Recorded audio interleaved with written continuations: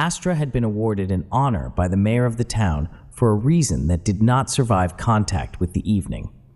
The plaque was polished, the sash was bright, the photographer had already rehearsed the angle. People arrived from all directions because civic gatherings are a kind of low-cost belonging. As they found their places, an invisible geometry arranged them. The donors and committee members near the dais, the aspirants in a forward arc, the merely curious near the back, where departure would be easiest. Everyone assumed a position in the hierarchy, and almost no one recognized that the position had assumed them. The mayor read from paper and smiled at pre-agreed moments. A little applause started late, then gathered itself, then stopped. When Astra stepped to the microphone, the metal on his chest caught the overhead lights and looked briefly like a halo rented by the hour. He delivered the procedural speech required of him. Thanks, gratitude, community, pride. Each word passed through the room like air through a vent. When he finished, the host nodded with the relieved expression of a man watching a train remain on schedule. Then Astra did not step down. He kept his hands on the lectern as though it were the only solid object in the hall and looked at the crowd. He spoke in a voice that was calm enough to be mistaken for courtesy and sharp enough to be mistaken for arrogance. You people are seekers of money, he said, not because you are evil, because you have been trained to keep your hands open. Some in the audience laughed softly, the way people laugh when they sense a social misstep but hope it is part of the entertainment. You keep your hands open so that you and your dear ones may survive with comparative comfort, Astra continued. And someone out there grants money to one and all. That someone decides your activities for you. It is clear that most of you do not care about the nature of your actions once you feel enough notes in your pockets. A few faces tightened, a few faces brightened, as if they had been waiting for a moment like this without admitting it to themselves. Tell me, he said, and his voice lowered to make the room lean toward him. How can you stop acting wisely just because you have enough food to pass through you and enough consumer things to keep you in trance? How can you call your sleep freedom simply because it is comfortable? A young man near the front raised his chin as if insult were an honor. He was dressed well, and the confidence in his body was not confidence in truth, but confidence in momentum. I love to make money, he said, loud enough to be overheard, and I like what it turns life into. Comfort on command, status without waiting, because I'm good at making money. Astra did not look surprised. In fact, he looked almost graceful. The room had provided him the simplest specimen. Very well, he said. You are the searching fox in the jungle. You are a man of desire. You do not want peace. You want motion. You want newness. You want the applause of your own appetite. The young man smirked, half proud, half defensive. As for the incompleteness, Astra went on, you will meet it the way everyone meets it, as a fatigue that money cannot cure. When the taste dulls, you will call it depression. When pleasures begin to bore you, you will call it a crisis. You will search for a new ladder and tell yourself it is meaning.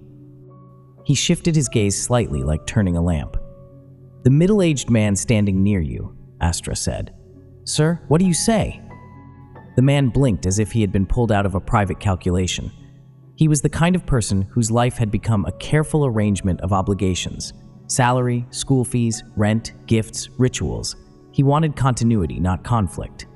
Sure, the man said, with the weary honesty of someone who has already compromised and is tired of pretending otherwise. I do not care much from where my money comes since I pay the taxes.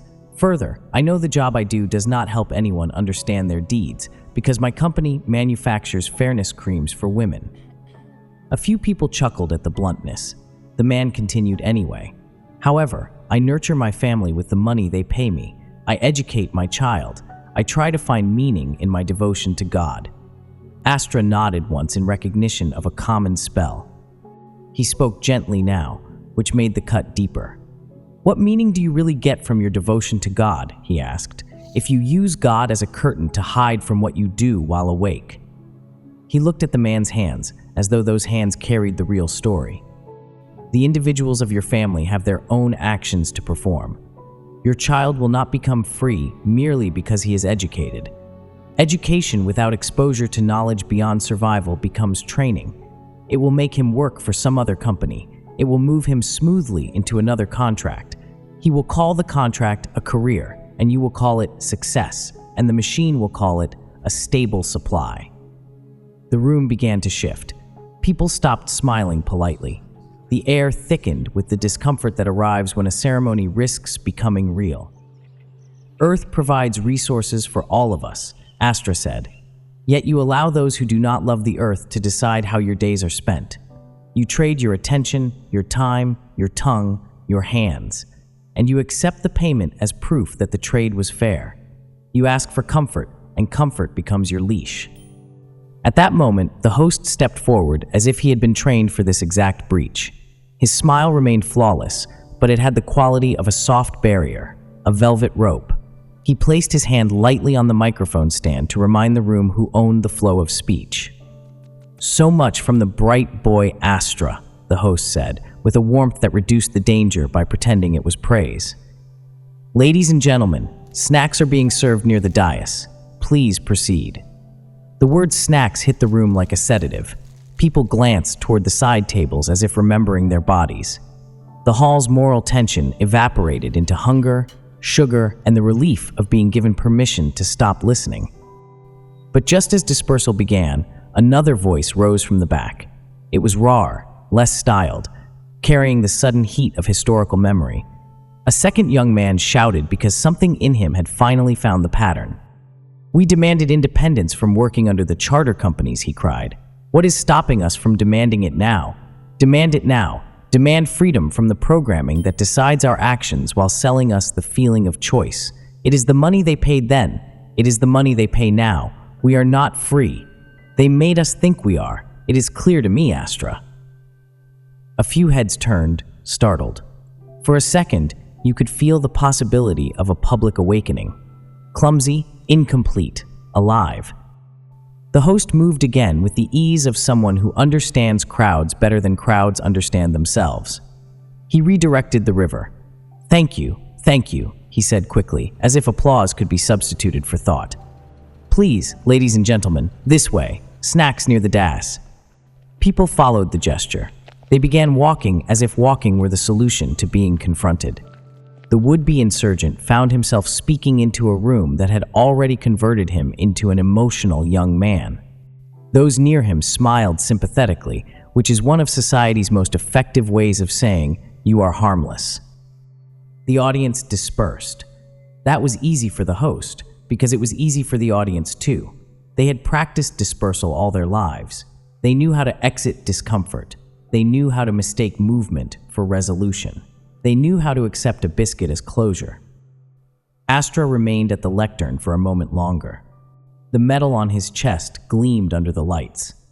He understood then, with a quiet clarity that did not need anger, what kind of weapon the ceremony truly was. It did not silence the truth by refuting it. It domesticated the truth by scheduling it, thanking it, and serving refreshments beside it until the room forgot it had ever been spoken. He stepped down. Behind him, the microphone stood obedient and unused, an altar returned to ritual. In the corner, the snack table shone with small plates and bright wrappers. The crowd gathered there, grateful for something they could hold, chew, and swallow. Something that asked nothing of their conscience except appetite.